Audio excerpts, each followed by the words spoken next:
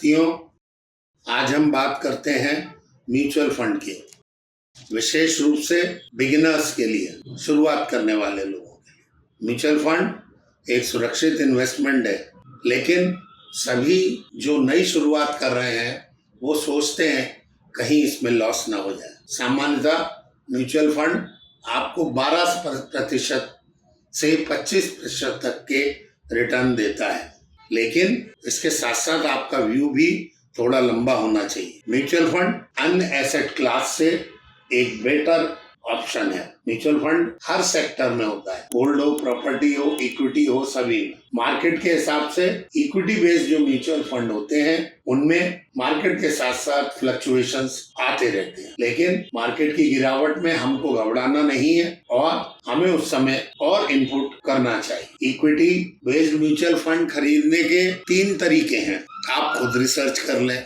आप किसी एक्सपर्ट के माध्यम से फंड खरीदें, और तीसरा किसी एएमसी कंपनी के फंड में निवेशित हो।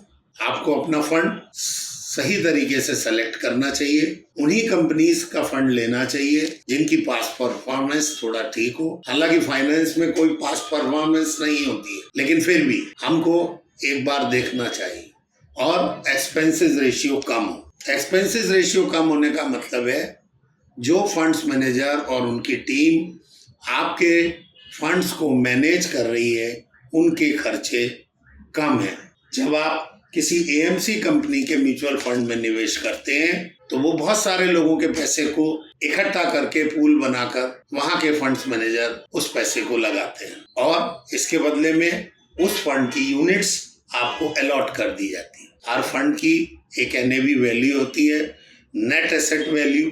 फंड की ग्रोथ के साथ साथ एनएवी की वैल्यू भी समय के अनुसार बढ़ती जाती है। एक तरह से सभी लोगों के पैसे को एक साथ निवेश करना एक तरह का शेयर फंड है। शेयर्ड फंड है, कई लोगों के पैसे एक साथ यूज करने की वजह से हमें फंड मैनेजर और उनकी टीम की सेवाएं अफोर्डेबल रेट पर मिल जाती हैं।